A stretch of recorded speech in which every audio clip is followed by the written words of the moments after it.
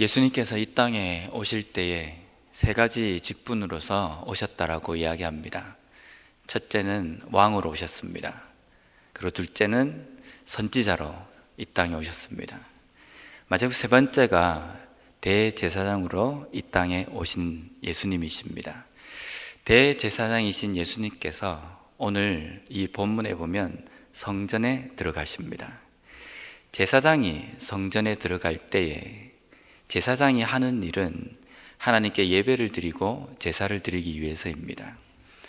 제사장이 그 직무를 감당하기 위해서 성전에 들어갈 때에 성전의 상태는 하나님 앞에 온전한 제사를 드리기 위해서 준비가 되어 있어야 합니다. 그런데 오늘 예수님께서 들어가시는 이 성전의 상황은 그렇지가 못합니다. 성전 곳곳에는 비둘기나 그리고 여러 가지 짐승을 파는 사람들로 가득 차 있고, 또 한쪽에는 돈을 바꾸는 사람들, 그런 사람들로 가득 차 있었습니다.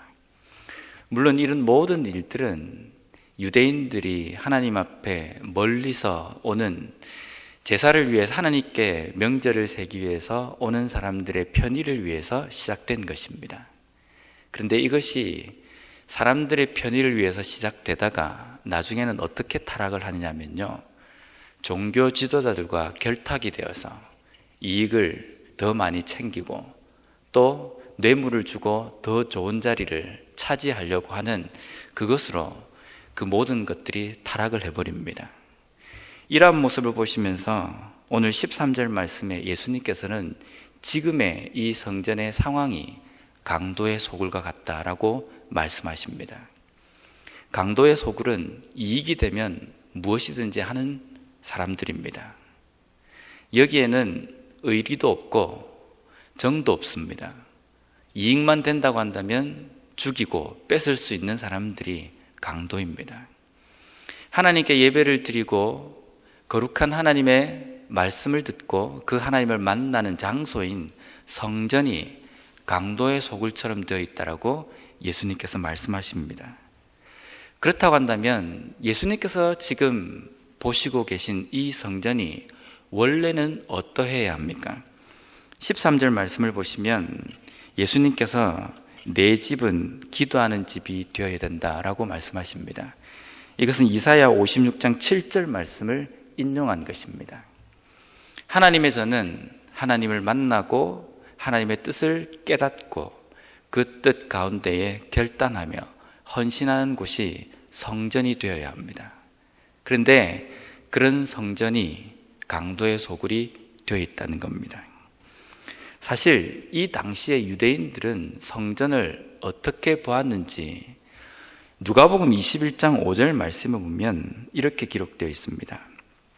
어떤 사람들이 성전을 가리켜 그 아름다운 돌과 헌물로 꾸민 것을 말하며 예수께서 이르시되, 예수님 옆에 있던 유대인 중에 한 사람이 예수님에게 이렇게 이야기합니다. 이 성전을 한번 보십시오. 얼마나 아름다운 돌로 만들어졌고 수많은 물질로 이 성전이 지어졌는지 멋있지 않습니까? 이렇게 예수님에게 자랑하는 겁니다.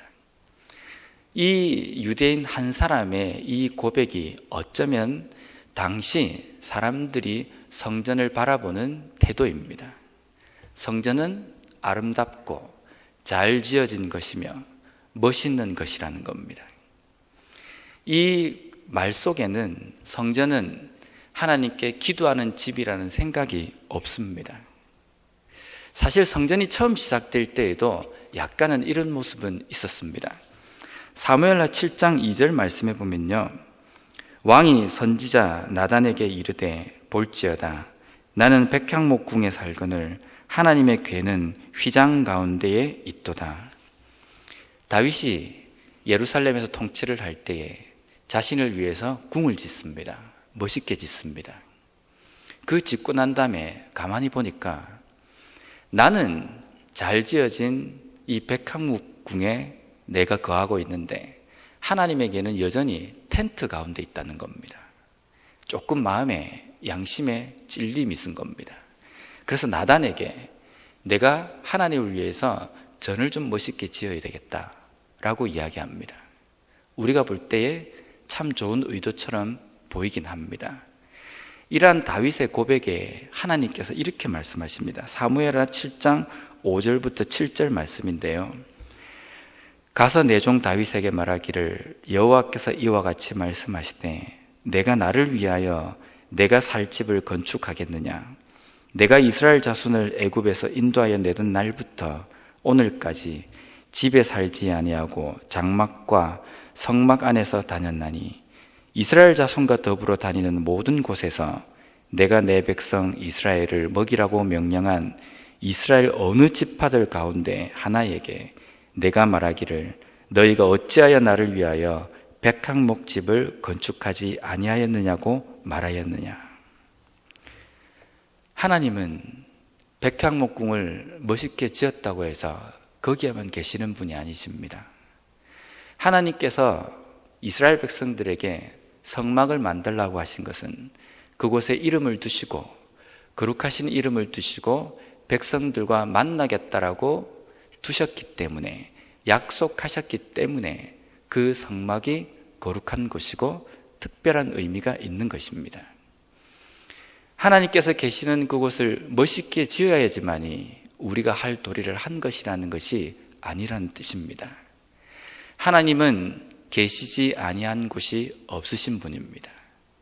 그런데 다윗이 이런 고백을 할 때 내가 언제 너희들 보고 멋있는 성전을 지어달라고 했느냐라고 말씀하시지만, 솔로몬을 통해서 이 성전이 지어질 때에 솔로몬이 하나님 앞에 고백을 합니다.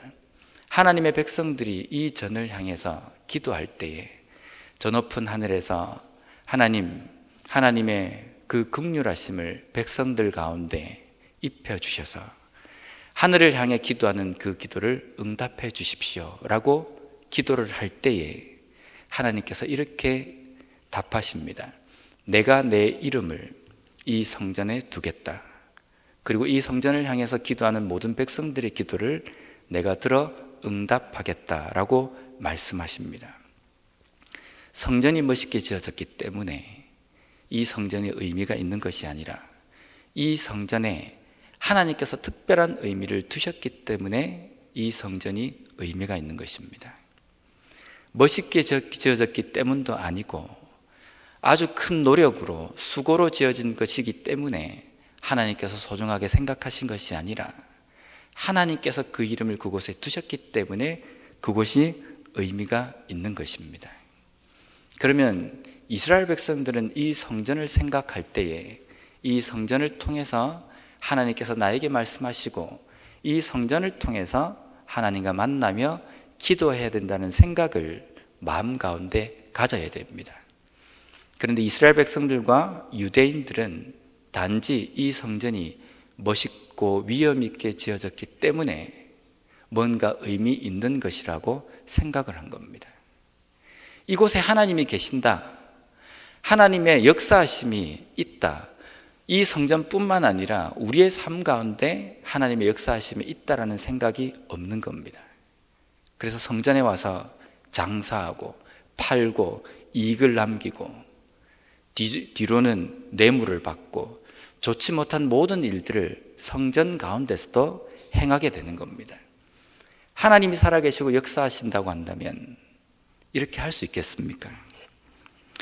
그래서 유대인들은 14절에 보면 맹인들과 전은자들이 성전에 와서 예수께서 고쳐주시는 것을 보며 이상하게 생각합니다. 그리고 그곳에서 호산나 다윗의 자손이여 라고 소리질러 찬송하는 소리를 보며 노합니다. 성전에서 일어나야 할 일들이 일어나고 있는데 오히려 성전에서 일어나야 될 일들을 보며 이상하게 생각하고 노합니다. 성을 냅니다. 그리고 일어나서는 안 될 일들에 대해서 일반적이다라고 생각합니다. 이익을 남기고 장사를 하는 행동에 대해서는 결코 그들이 흥분하지 않습니다. 뒤바뀐 겁니다. 왜냐하면 성전은 형태, 건물 그 정도 수준이라고 생각하기 때문입니다. 대제사장으로 오신 예수님께서 이러한 성전의 모습을 보시면서 성전을 정결케 하시는 모습을 우리에게 보여주십니다. 이것을 통해서 오늘날 우리에게 무엇을 말씀하시고자 원하십니까? 신약으로 넘어오면서 이 성전을 새롭게 우리에게 말씀하십니다. 고린도전서 6장 19절 말씀에 보면요, 너희 몸은 너희가 하나님께로부터 받은 바 너희 가운데 계신 성령의 전인 줄을 알지 못하느냐? 너희는 너희 자신의 것이 아니라. 유대인들의 성전을 보시면서 예수님께서 언급하신 것은 내 집은 만민이 기도하는 집이다. 성전이 만들어졌지만, 인간인 너희들의 손으로 만들어졌지만 이 전은 내 집이다라고 말씀하십니다. 오늘 고린도전서 6장 19절에도 보면 우리의 몸이 성전이라고 말씀하시면서 그것은 너희들의 것이 아니라 하나님의 것이라고 말씀하십니다. 왜 그렇습니까?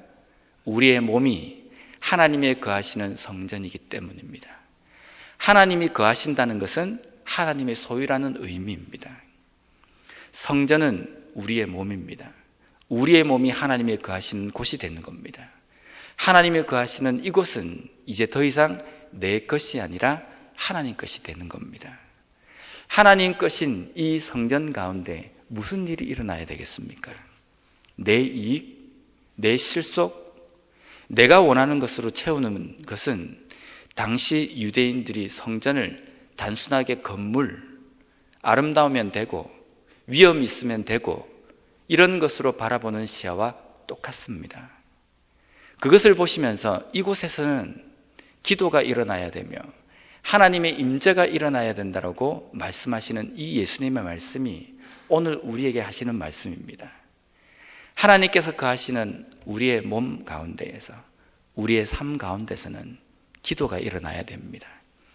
하나님과 대화하며 하나님의 뜻을 깨닫고 하나님과 만나는 장소가 오늘 우리의 삶, 우리의 자신이 되어야 된다는 겁니다. 고난주간입니다.